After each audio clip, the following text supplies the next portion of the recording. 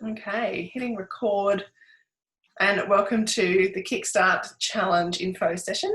We're just going to run through a few things just to give you an idea of what's involved in the Kickstart Your Thyroid Wellness Lifestyle Challenge, which starts on the 1st of February, which is next Monday, so a week from today. I'm closing the registrations on Friday so that everybody has the weekend at least to get ready, because what I've found in the past is when I let people in on the Sunday night or the Monday, they just don't have time to be prepared, and then they start off and they're sort of not set up for success. So I think that that's why I've shut the registrations a couple of days before we start. At least gives everybody the weekend to do some shopping, maybe do some cooking in preparation, and just sometimes I think the biggest thing is the mental preparation, is just sort of being prepared mentally that that you're going to take on a challenge. So what I thought I would do, the simplest way of doing it is to show you the Getting Started ebook that you get when you have registered. At the moment, I've just updated it on Friday, so it's brand new. No one's seen this yet. If you've got any questions, let me know. I will be, for those that have already registered, I will be emailing this out probably tomorrow. After this, and just to make sure that I've got everything in there. So what I'm going to do is I'm going to share my screen.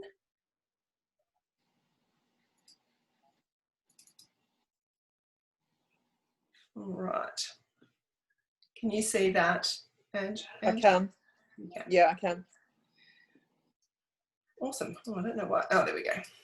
So the idea behind the challenge is that we want to take a lifestyle approach to managing our thyroid. That's certainly my passion, is that medication alone, is not going to have you feeling the best that you can feel.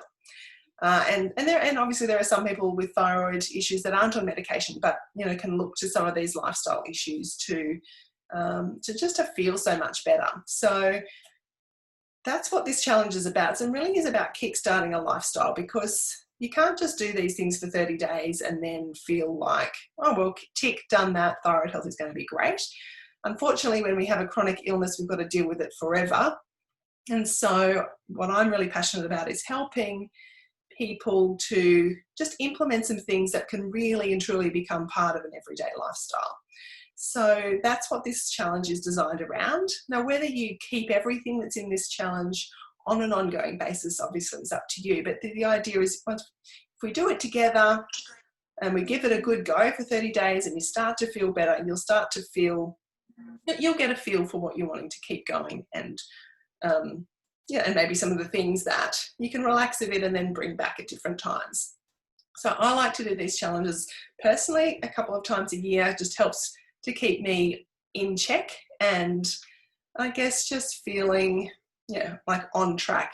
And so when a few things, like over Christmas, for me it's the sugar and a bit more alcohol, and sometimes the dairy creeps back in, and so this is a good reset as well. So what we're going to focus on is basically these things. So eating real food, and it's a paleo-style approach. The food that we do here is paleo, and I'll talk about that a bit more. We also talk a lot about mindset, and part of the daily emails that you will get is an affirmation. And so I really do encourage you to work on your mindset. I think it can be easy to end up in negative thinking patterns and negative body image issues, and we can just feel have all sorts of negative mindset issues. So we're going to focus on, for 30 days, changing some of that mindset. And affirmations are great. They're not the only way we can do that, but they're certainly a simple and effective way of challenging our mindset. It's in the context of, like I said before, it's all a lifestyle. So we need to look at how we balance all of this in amongst our day-to-day life. How we manage our stress and our sleep and our movement is all part of that lifestyle approach. And we also talk about incorporating essential oils into a daily routine. And obviously not everybody uses essential oils. I would highly encourage you to do it. I think they've made a really big difference for me. And so each day, I give you a different essential oil tip, and certainly available to help anybody, even outside of the challenge, if you're wanting to know how to really implement essential oils into your lifestyle. And I've got at the end of this little booklet, some key, what I think are probably key essential oils to use during the challenge that it will really help you in the challenge. And taking the supplements, some supplements as well. So I would say if you're into essential oils, this is a great opportunity to pull them off the shelf, get them out, be using them to really support your emotional journey throughout the next 30 days, but also your physical, the physical journey. But if you're someone who doesn't use essential oils, but you do take supplements, but you don't take them all the time, I think this is a great opportunity to, again, regroup, get out the supplements that you wanting to take or that, you've been recommended by your health practitioner, and just be diligent with taking them, because sometimes we can think we're doing things that because we know we should or we want to, but we don't actually do them. So this is your opportunity to actually do some of those things. Now, the format of the challenge is when you register, you'll get this ebook, or if you've already done it before, I will be sending you the updated ebook probably tomorrow. And really everything is in this. So that's why I thought this was a simple way of running through it. Aside from the ebook, you will be getting an email every day from Sunday. So on Sunday, I've lost what day it is. That's Monday. This coming Sunday, you'll get an email that's sort of like setting you up for the week, and then you will get daily emails every day for 30 days. Every day in those emails, you'll get, like I said before, an affirmation, a bit of information about maybe where you're at in that stage of the challenge. So we start off talking a bit about preparation and then withdrawal symptoms and detoxing. So there's a bit of it, useful information, recipe ideas, affirmation, essential oil tips. So sometimes I think just getting that fresh email each morning makes the day fresh, and reminds you that you're in this, and to be taking those different steps that you're wanting to do for your health. We do have a Facebook group, which is the hub of the community, I suppose. So if you haven't joined the Facebook group yet and you've registered, then please do. It's a great place to ask questions, share recipes, and really just generally to support and encourage each other. From time to time, I might do a Facebook Live or Zoom discussions. I think last time I ran it, we did a couple of Zoom calls just to check in and see how you were going throughout the challenge. So I'll check in with the group on Facebook throughout the challenge and see if you are wanting to do that. Sometimes some groups do and some don't, but I'm certainly open to that extra input from me. And look, in here we're about to find it's the recipes. It's really, the reality is it's the food often that is the biggest change for people. It can be a bit overwhelming if you're not too sure where to start, or perhaps you haven't eaten in a way that's really supportive of your thyroid health before, then this might be all new. So hopefully the challenge, once you get to the end of 30 days and you think, oh, this wasn't so hard, but the beginning, I'll set out here, what to eat, what not to eat, give you some recipes, some suggested things to try. You probably will find it easier if you have my cookbook, which certainly you don't have to, but there's pretty much all the recipes bar the desserts and the Christmas recipes can be used on the challenge. So it's an easy way to find some recipes. And on whatannabellecooks.com, I have set up a recipe category for recipes that fall within the parameters for the 30-day challenge. So this is what people really want to know. What do I actually eat? Well, the focus is on food it's about removing foods that are common thyroid triggers and that are typically inflammatory, and focusing on real nutrient-rich food. So the reality is, in long term, it's probably our diet will look a little bit different each person. because we've all got to work out what is inflammatory for us,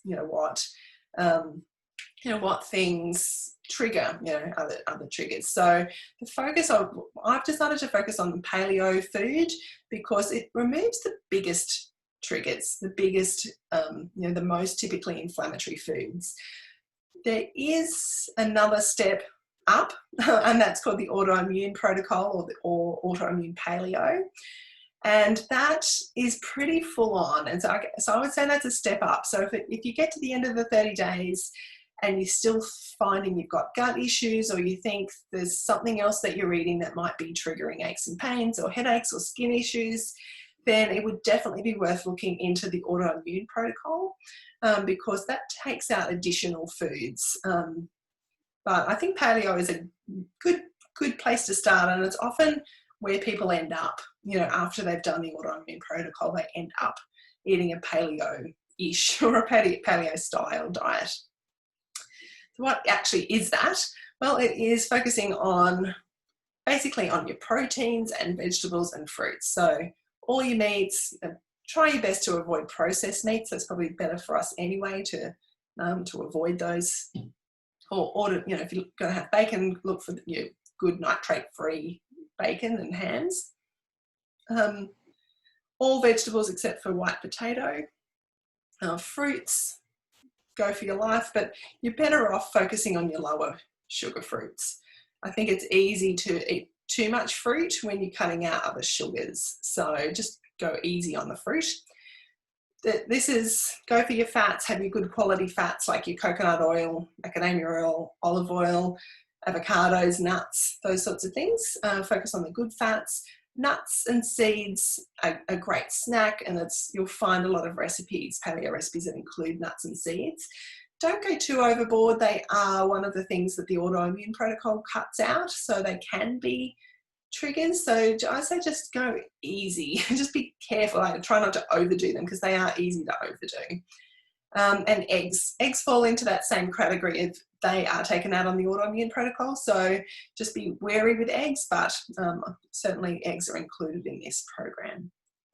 What we're wanting to avoid, and that's why I focus on all the good things first, because there's lots to eat, but we do want to cut out all grains. So that's glutinous grains as well as your non-glutinous grains. So if it's a grain, cut it out basically.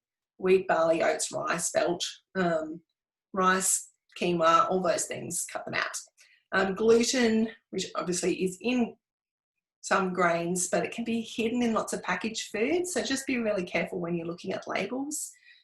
Dairy, we're cutting out dairy. Sugars, pretty much whether they're natural sugars or artificial sugars, sugar is sugar in the end. And so what we want to try to focus on keeping our blood sugar levels stable and focusing on those proteins and healthy fruits and vegetables. We want to leave out legumes, so things like your chickpeas and beans, pulses, those sorts of soy, we want to cut those out. Alcohol, if you can do a month without alcohol, that is good. Probably after Christmas, I don't know, I've been drinking much more than I would normally, so it'd be good for me to cut it out again. So they're the things to avoid, and really they are the things that are typically inflammatory, so that's why we're wanting to cut those out. So what I've done here is given you places to find recipes. So obviously, like I said before, in my cookbook or on my website, but there's lots. So there's so many fabulous recipes. I think if this is new to you, then go crazy. Buy a couple of new cookbooks, check out some of these online, people that provide lots of free recipes online. There's some really great recipes out there, and you won't at all feel like you're deprived when you're focusing on finding new and fun ways to cook. So I've given you a list of a few of my favourite places to go find recipes. But just know that, there are some simple swaps. So, so I've given you some simple swaps here, like your veggie noodles for pasta and cauliflower rice for rice. We've got a great recipe for turmeric flatbread that really holds together, and I find often is really a handy thing to make before the challenge starts. So if you're wanting to cook an egg on toast on day one, then you've got that bread you can toast up and have straight away. I've listed a whole lot of staples here. These are things that I find I go to really on a regular basis, and particularly, when I'm reining things in on the challenge. So things like the cauliflower bread, chicken stock, or chicken broth or chicken soup, like it's really the same thing, just called different things. Dairy-free Parmesan cheese, cauliflower rice, some of the paleo muesli, and I'm going to give you a couple of recipes for that. Cashew cheese, beef jerky, kombucha or water kefir. I find they're sometimes a nice drink to have when we're not having alcohol, but you can have something that feels a bit special. So these are just kind of my staples, the things that I go to when I'm doing this. And then I've given you here some breakfast ideas. You'll see we've got breakfast ideas, lunch ideas, dinners, and snacks. So this is just to get you started. This is not a whole 30-day food plan. This is just to get you thinking, give you some ideas and give you a starting place. I like to start my day every day with celery juice. And certainly a lot of the ladies that did this in October really got into the celery juice and really loved it. So for me, I take my thyroid medication, an hour later I have my celery juice, 30 minutes later I have my breakfast. That's pretty much the way I, manage my morning. Some breakfast ideas, like if you're a cereal and toast person, then going paleo, can be a bit of a challenge. So I've given you a few different recipes. I've got more on the website as well, other than these two. There's one in the cookbook, but I find they're a nice snack as well. We've got a leftovers kind of breakfast. We've got pancakes. I know there's pancakes. You can actually have pancakes. Leftover dinners often make great breakfasts. I've given you a few recipes from the cookbook, the cauliflower bread, just some different ideas for breakfasts, because that can be a bit of a stumbling block when you're starting. Lunch ideas. And this is where, look, to be honest, I think breakfast, lunch and dinner are all interchangeable. I often eat what you would think of as breakfast. I'll eat it for lunch. You can have leftover dinner for lunch. So your kind of lunch and dinners in particular are pretty interchangeable. And a lot of leftover dinner can be had for lunch or breakfast. So don't worry so much about what you're eating at what meal. Just, mix and match. But here are some lunch ideas. It's just think of some sort of meat and salad, or egg and salad. You could even grab a pre-made salad bag from the supermarket, throw away the dressing that's usually in it, and then, add some hot smoked salmon or pulled pork or an egg, really mix it through. Really super simple.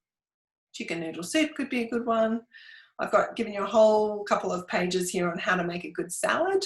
Because salads can get a bit boring if you're just doing the same thing for 30 days. Lots of different ways of approaching making a salad. And then some dinner ideas. All of these are from the website. So these are all freely available recipes. Of course, there's a lot more in the cookbook as well. So we've got pulled pork, slow roasted lamb, lemon roasted chicken, turkey meatballs, pesto salmon, and then I've given you a whole lot of other different ideas for dinner. So if you're really struck for time, you could go to the supermarket and grab a Pete Evans jar of buttered chicken and make a curry. I like his, I don't buy a lot of packaged food, but I trust him to have decent quality food. You can do a barbecue, and roasted vegetables. So anyway, there's some other dinner ideas. And some snack ideas. So hopefully really once you get into this, you actually probably will find that you're not snacking as much as you think you normally might. But I've given you some different snack ideas there. And these are all sorts of things that we can exchange ideas about in the group as well once we get going. We've got some handy kitchen tools. And then I go through how to really prepare. So that's why the sooner you start preparing, at least mentally in your head, the better success you can have, because the more prepared you are, the easier it's going to be. That's just the reality. So I've given you some tips here of how to prepare. Some of the biggest ones would be, I think, if having foods that you're not going to eat visible, like in your fridge or your pantry, is if you know that that's going to be a distraction for you, then maybe over the weekend just physically remove them, or pack them up, put them in a box, or put them on the bottom shelf somewhere where you can't see them in the fridge, or throw them out if they're things that you know you're not going to eat anymore. Just throw them out. But that's just a really practical thing that you can do. Definitely on the weekend you want to start making sure you've got lots of nice fresh fruit and vegetables, that you've pulled out some recipes. Maybe you print this ebook off and plan your meals for the week. So you definitely want to have some plan, some order of what you're going to eat, and have done some shopping and probably some cooking. Like I've just made some chicken broth that I'll have ready for next week. I'll make the turmeric bread, like some of those staples I'll make sure that I have before we start. So anyway, lots of tips there about being prepared.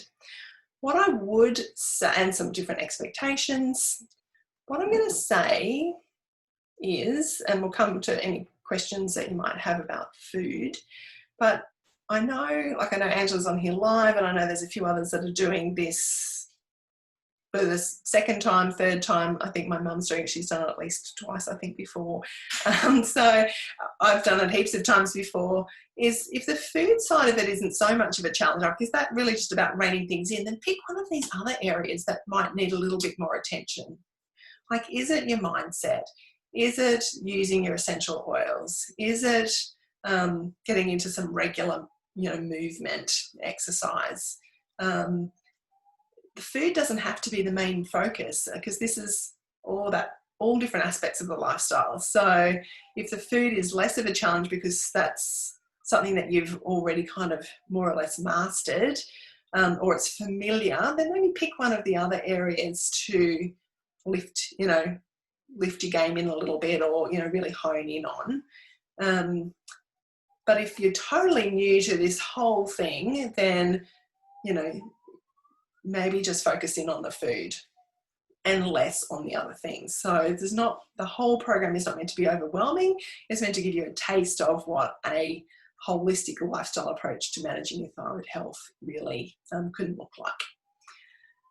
So the booklet's got information in there about mindset, making things part of a lifestyle, talking about how to use the essential oils as part of this experience, and supplements as well. So these are some of my favourites to use, I guess, probably most of the time, but certainly for this challenge. So within doTERRA, like the Lifelong Vitality supplement set, for me, I take them every day anyway. Maybe you take other supplements, just let's get into a good routine of actually taking them. The emotional, there's some beautiful essential oils to support our emotions. And so when we're going through a change and a challenge, and it's, we have different emotions. So I love that essential oils can really be supportive of our emotions, whether we're needing a bit of lifting up, or we're needing a bit of calming and grounding, or we need a bit of motivating. There's essential oils for that. So I love the oils that are in this little collection here. The Emotional Wellness Starter Kit are just designed. There's some mood lifting, some mood calming. There's the adaptive blend, which is really great for just, when you're needing to be adaptive. I just think that can be a really lovely way to start using essential oils. It's really simple. We can put things in a diffuser just to support our emotions.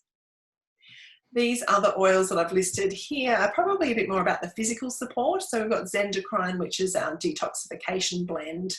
It helps support the different detoxification pathways in the body. So that can be a really nice one to add into water, or you can even apply it topically with some carrier oil over your liver. Can be a really lovely way to use that and really support that detoxification process. DigestZen is pretty incredible oil, actually, and people often get really quick results from using DigestZen. So most of us with thyroid issues are going to have some sort of digestive problems. So this is a really great one if you finding a bit of digestive discomfort or bloating or that kind of thing, then digestin is really lovely. Lemon is so cleansing and refreshing. I mean, it's such an easy one to add to your water in the morning and just get your digestive system going and your detoxification going, and it's just makes you feel happy. So that's a nice classic. Smart and Sassy is, I think in Australia we call it the active blend. In the US it's called the metabolic blend, so that helps our metabolic pathways. It's got things in there like grapefruit and lemon and peppermint, ginger, cinnamon. So again, that's a really great one to support the detoxification process. And for energy, like if you're a bit flat in the afternoons, Smart Sassy can be a really nice mood lifting oil. And Adaptive in the roller can be just handy to have. I've got it here. I don't know, I've got Motivate here, but you know, like in a little roller, roll up your arms or on your pulse points throughout the day. So that is the overview of how it works. So I'm just going to stop this screen share. And there we go. I'm happy to, we've got Angela live and she's done it before. So what I'm going to ask Ange to do is well, first, if you've got any questions, I'm happy to answer them. But I'd love to know what you got out of doing it the first time, why you've come back to do it again, and maybe some, any of your experiences that you think might help someone who hasn't done it before. Is that okay? Are you happy to? Yeah. I like the support in the Facebook community. I think it makes such a huge difference when we all have got similar issues. They might be different, but in the main it's all thyroid, and I think that makes a huge difference when there's people that understand as well. I'm a meal prepper and always have been, so I shall be doing some meal prep this weekend, ready for Monday. So when you say you're a meal prepper, what does that, how does that look like for you? Like, do you write out all your meals, or what sort of prep do you do? I do. I get my veggie box on a Saturday from Spray Free Pharmacy, and depending on what's in it, I use that for the week. And I like to get to the end of the week and I've used all my veggies if I can. And so we usually do probably a roast of some sort on a Sunday with veggies. Then I use the leftovers for salad. I tend to make a soup of some sort, so I've got something else there. Often do chia pudding, so I can have it for breakfast, so it's there ready for me. Yeah. And that's what I normally do.